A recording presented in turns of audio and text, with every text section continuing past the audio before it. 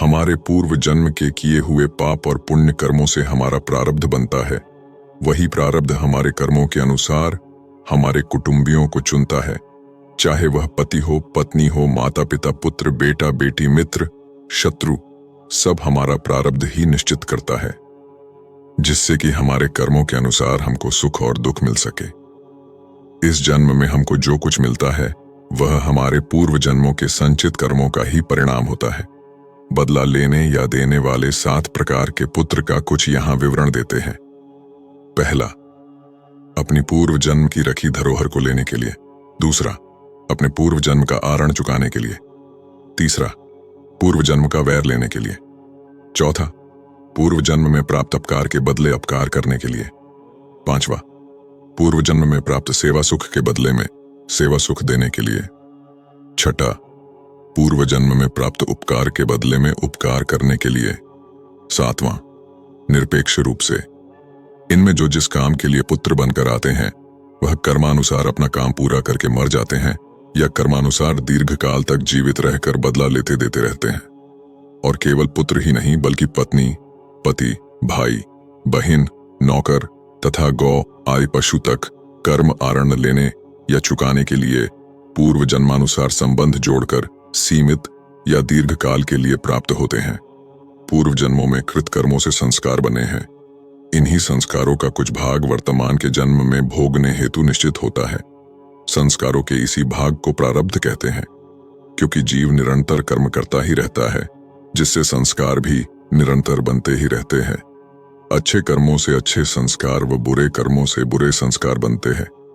यदि वर्तमान में किसी का प्रारब्ध खराब है तो उसे बहुत अच्छे अच्छे कर्म करने चाहिए, जिससे उसके आगामी संस्कार अच्छे होते चले जाए।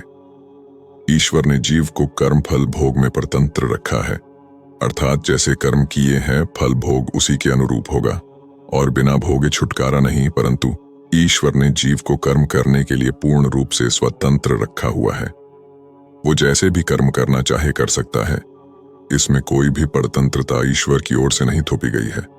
अच्छे व बुरे कर्मों का फल क्रमशः अच्छा व बुरा ही होगा। अच्छा व बुरा दोनों ही प्रारब्ध भोगने होंगे। इस भोग से बचने का एकमात्र उपाय है इच्छा रहित बनो और निष्काम, अर्थात बिना किसी फल की इच्छा के कर्म करो।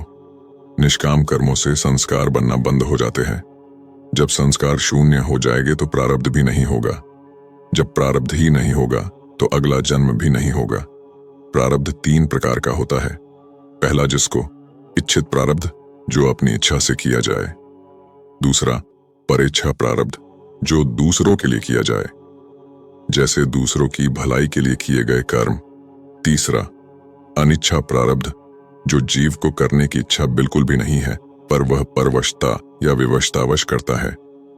जैसे मालिक नौकर से कहे कि उस व्यक्ति को पीटो, पर यह व्यक्ति पीटना नहीं चाहता, पर इसलिए अगले को पीटेगा क्योंकि वह मालिक के वश है और उसे पीटना इसकी विवशता। जन्म मृत्यु का चक्कर ही हमारे साथ इसलिए लगा है कि हम अपने प्रारब्ध को खत्म कर सके। किंतु जीव जन्म लेने के बाद शिव को भूल जाता है और फिर उसी कर्म और उसके भोग में अटक के पाप पुण्य के फेर में भटक जाते हैं। इस सभी में 3 घटक होते हैं जो इंसान के इस आने जाने के फेर में अवरोध भी बनते हैं और यही हमारे जीवन को तारने में भी सहायक होते हैं। फिर वो हम पर निर्भर करता है कि हम इसका कैसा इस्तेमाल करें और क्या पाए।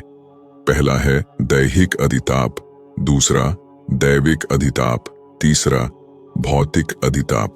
हर इंसान के जीवन में ये 3 अधिताप होते हैं जो प्रारब्ध की निर्मिति करते हैं। जिसमें जीव क्या कर्म कर रहा है और इसका परिपाक क्या है, उस अनुसार उसके कर्म फल कैसे होंगे ये तय होता है और वही इंसान की नियति बनती है, जिसे हम प्रारब्ध कहते हैं।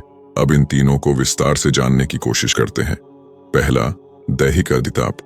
ये प्रारब्ध का वह हिस्सा है जो इस स्थूल या पंचतत्व से बने भौतिक शरीर से संबंधित है, जिसे हम देह शरीर आदि कहते हैं।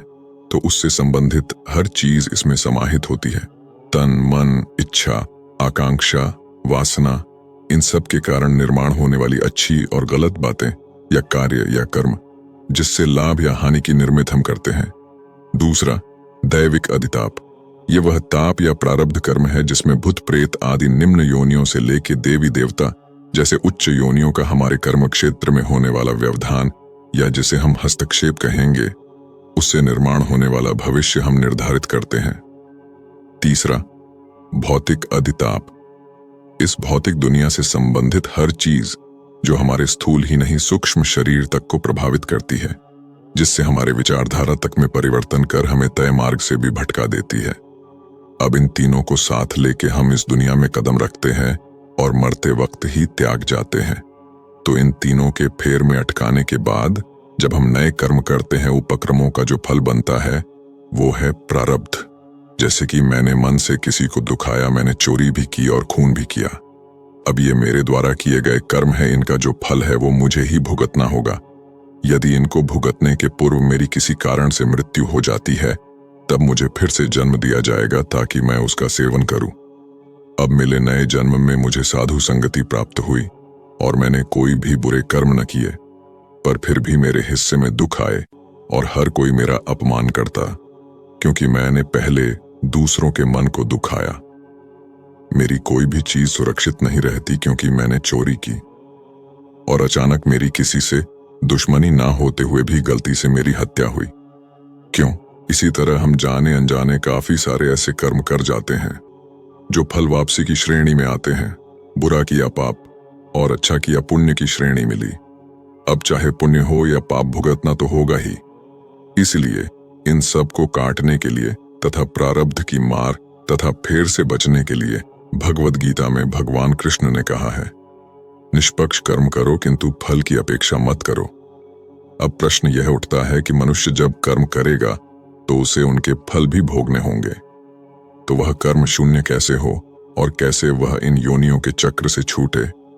इस संदर्भ में मेरा धर्म पंथ कहता है कि यदि मनुष्य ईश्वर के कहे वचनों के अनुसार निष्काम भाव से जीवन यापन करे तो उसे उसके द्वारा किए गए कर्मों के फल नहीं भोगने पड़ेंगे।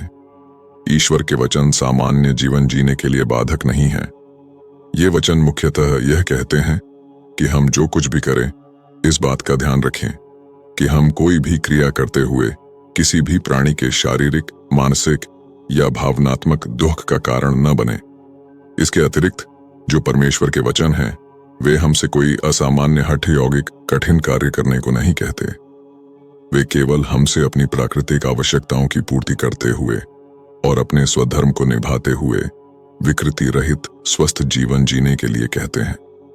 हमारे इस उपक्रम के लिए परमेश्वर हम तक आवश्यक ज्ञान पहुंचाने का कोई न कोई निमित्त बना देते हैं। परमेश्वर को हमसे कुछ नहीं चाहिए, बस हमें ही इस मनुष्य जन्म को सार्थक करने की आवश्यकता है। अपने जीवन को निष्काम रूप से पाप पुण्य रहित बनाकर